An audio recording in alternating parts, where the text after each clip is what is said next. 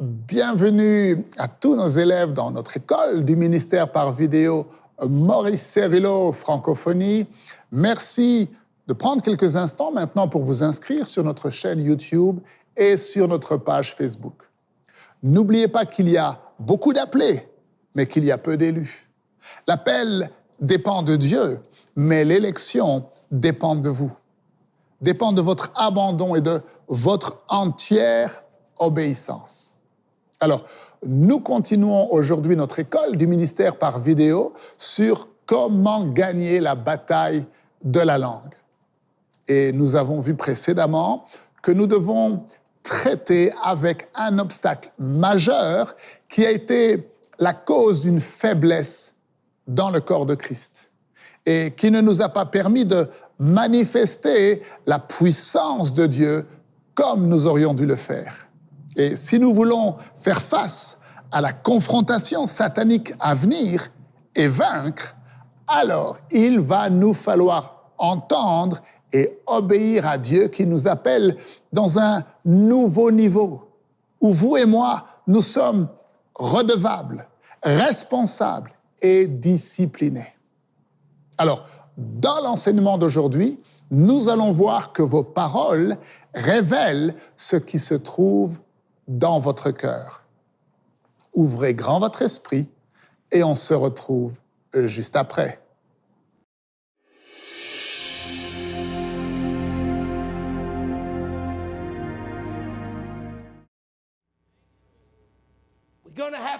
Il va falloir se lever dans une nouvelle position où nous sommes redevables. Matthieu 12, 37, Jésus parle. Combien d'entre vous, vous croyez que c'est bien d'écouter ce que Jésus dit? Car par tes paroles, qu'a-t-il dit? Par tes paroles. Qu'a-t-il dit? Qu'a-t-il dit? Par tes paroles, tu seras justifié.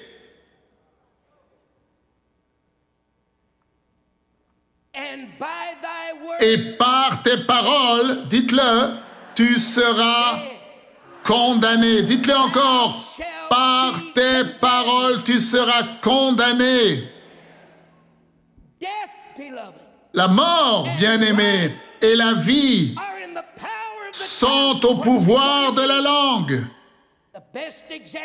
Le meilleur exemple que nous pouvons avoir, vous voulez savoir quel est le meilleur exemple? Jésus.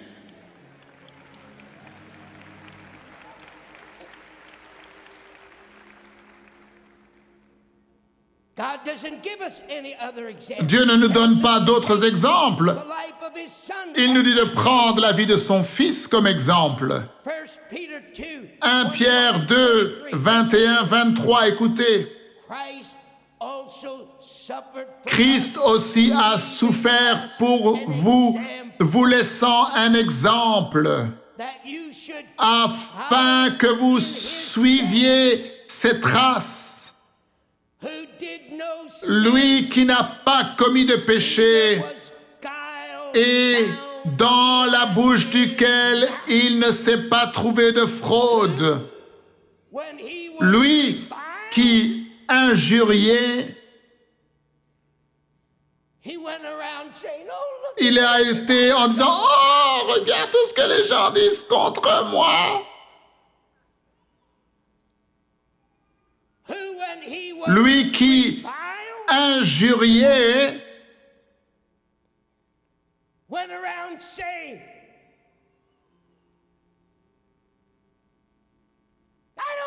allait partout en disant « Ah, je ne pense pas que je vais encore aller dans cette église. »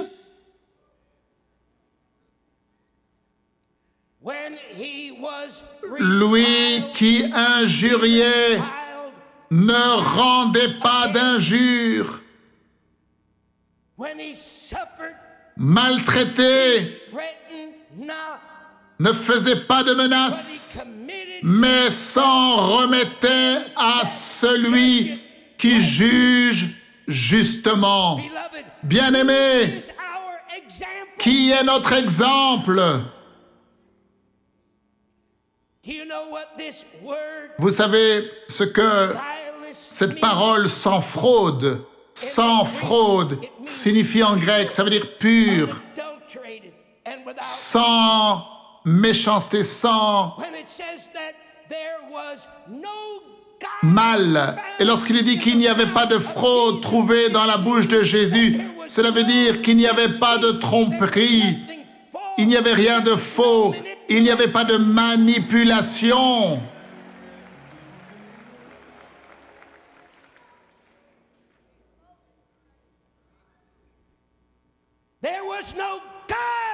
Il n'y avait pas de fraude dans sa bouche. L'Église, il est temps. Dieu nous appelle dans une nouvelle position où nous sommes redevables, où chaque parole que nous déclarons, mieux vaut pour nous mesurer quelles sont nos intentions. Vous m'avez entendu? Et les buts derrière ce que nous disons. Et pourquoi nous disons ce que nous disons? Et quel est le genre de résultat que nous voulons envers les personnes à qui nous parlons? Jésus est notre exemple. C'est ce que 1 Pierre 2, 21 nous dit. Christ a souffert pour nous et il nous a laissé un exemple à suivre.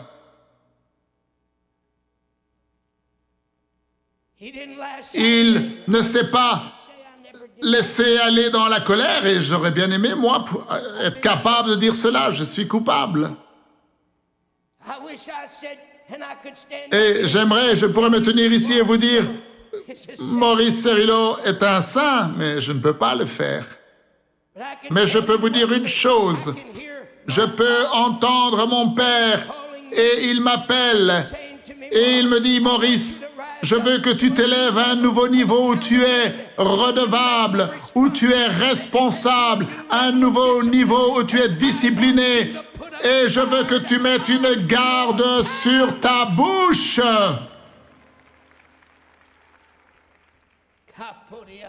Mantorabakashe. Levez vos mains et parlez en d'autres langues. Allez-y, koroboshekeke barakatai. Nous sommes tous dans le même bateau ici. Oh, rabababa karabaraba shekeke bolokorobasha. Minto rebeleke susika barabaka shakata.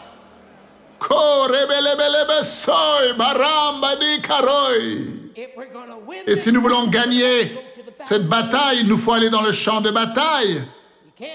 Tu ne peux pas gagner une bataille ici en haut. Si tu prends seulement la langue et à traiter avec la langue, tu ne gagneras pas ici la bataille. Il faut que tu ailles au-delà de la surface et que tu descendes ici en bas dans la cause. Et tu connais la cause. C'est la malédiction où l'homme a désobéi à Dieu et là où Satan est venu et a gagné la victoire sur Adam et Ève.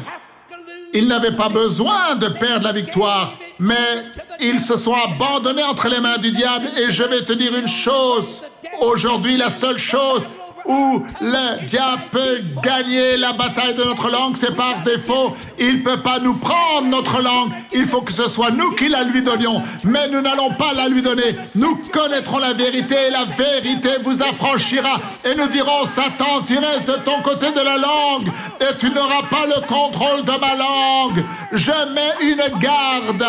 J'appelle les anges. Je demande aux séraphins. J'appelle à... le charbon de l'autel, je l'appelle à moi sur ma langue. Matthieu 12, 24. Écoutez attentivement. Jésus parle aux pharisiens. Il dit, ô vous, génération de vipères, vous, comment pourriez-vous dire de bonnes choses, méchants comme vous l'êtes? Maintenant, regardez, nous allons aller à la racine. Car c'est de l'abondance du cœur que la bouche parle. Alors ne laissez personne vous tromper. Quand les gens, vous savez, il est dit, ce ne sont pas tous ceux qui disent Seigneur, Seigneur, qui iront avec le Seigneur lorsqu'il viendra. Je pourrais vous parler de cela pendant des journées entières. Jésus est très clair. C'est qui va réussir à être participant de l'enlèvement? C'est très clair. Il va marquer des gens dans ces derniers temps. Les gens vont dire des choses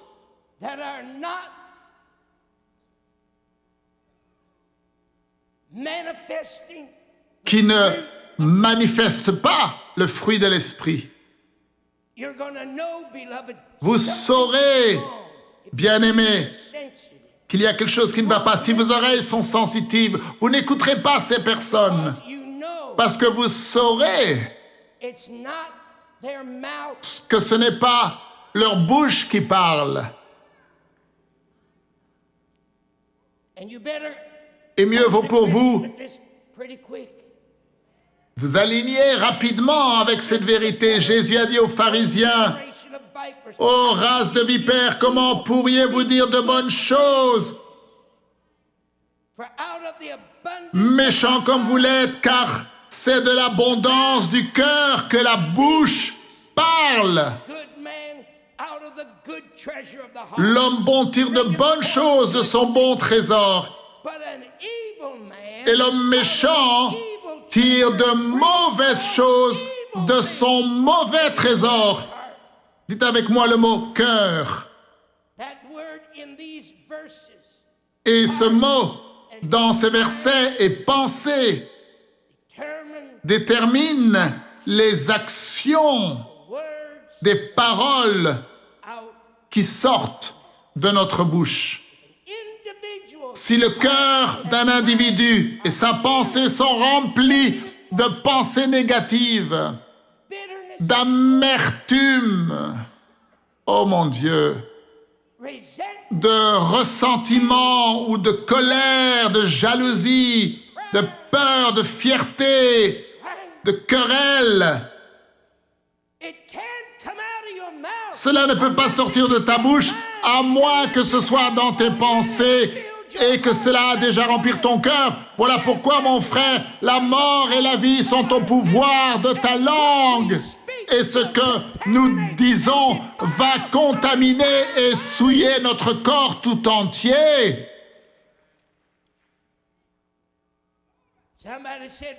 Quelqu'un m'a dit, frère Cerullo, cela semble très profond ce que tu dis. Est-ce que vous avez examiné votre cœur dernièrement? Écoutez ce que Jésus dit. Marc 7, 21, 22 et 23. Car c'est du dedans. Dites du dedans. Écoutez, c'est du cœur des hommes. C'est un mystère. C'est du cœur des hommes que sortent les mauvaises pensées, les adultères, impudicités, les meurtres, les vols, les cupidités, les méchancetés, la fraude, le dérèglement, le regard envieux. Vous ne pensez pas qu'il est temps que lorsque Dieu nous dit que nous sommes transformés, que nous soyons transformés, quand Dieu dit que nous sommes changés, que nous soyons changés?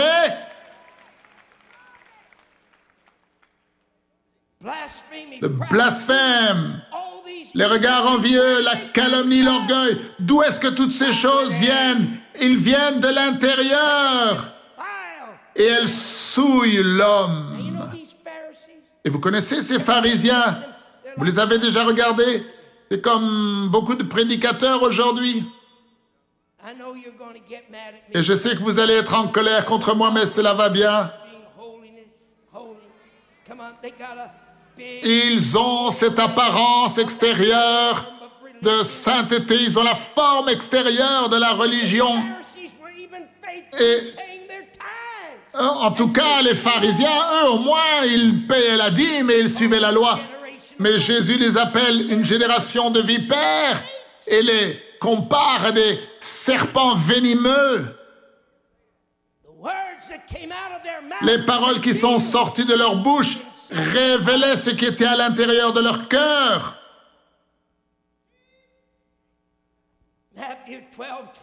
Matthieu 12, 24. Et vous savez, Jésus venait juste de chasser un démon, un homme qui était aveugle et muet.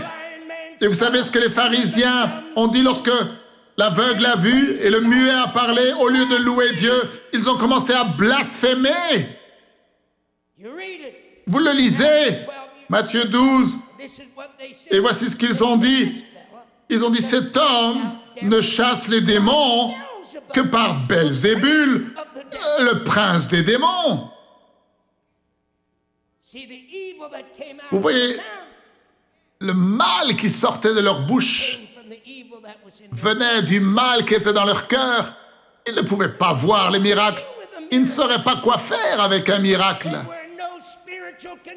Ils n'étaient pas dans la condition spirituelle pour recevoir un miracle. Et je vous ai dit au début de cette école du ministère que l'Église n'est pas dans la condition maintenant pour la plénitude des œuvres du Saint-Esprit et l'œuvre complète du Saint-Esprit de s'écouler à travers elle, à moins que Dieu ne donne à l'Église une percée spirituelle et un bain spirituel.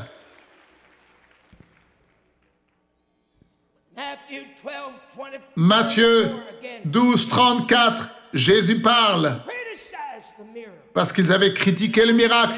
Il leur a dit, race de vipères, comment pourriez-vous dire de bonnes choses, méchants comme vous l'êtes?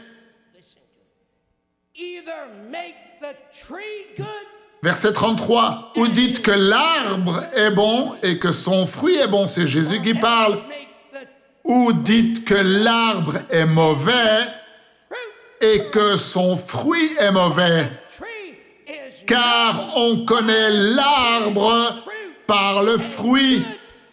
Un bon arbre qui est fort et en bonne santé, bien-aimé, c'est impossible qu'il produise de mauvais fruits. Non, il va produire de bons fruits, forts et en bonne santé, et purs et des bénédictions. Il faut que nous nous saisissions d'une pensée de Jésus-Christ, victorieuse à 100%, pure à 100% et propre à 100%. Voilà pourquoi la Bible dit que la pensée de Jésus-Christ soit en vous.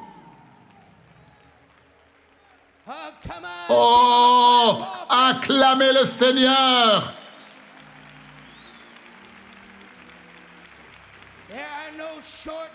Il n'y a pas de raccourci, bien-aimé. Il n'y a pas de raccourci. Il faut que ça commence quelque part. Cela commence dans le cœur.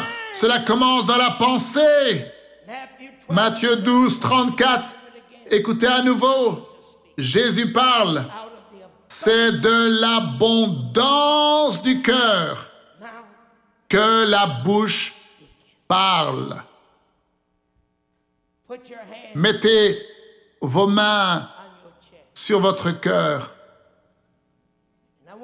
Et je veux que vous écoutiez ceci.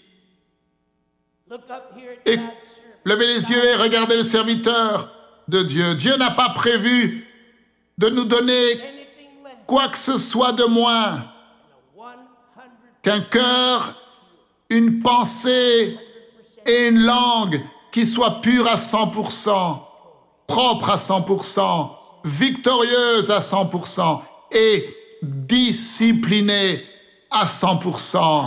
Notre cœur, notre pensée et notre langue.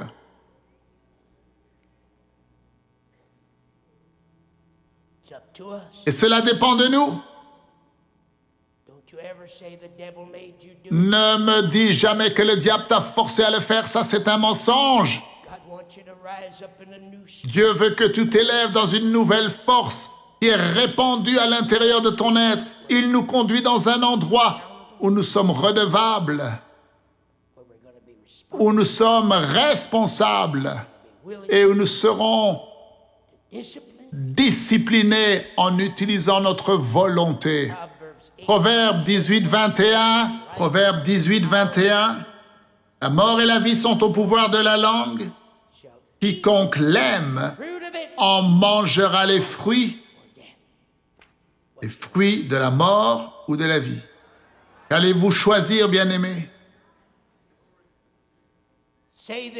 Dites ceci après moi.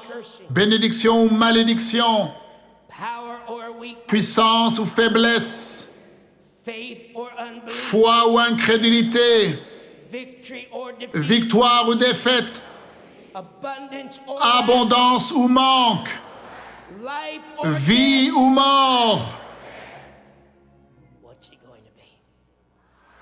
Qu'est-ce que vous allez choisir?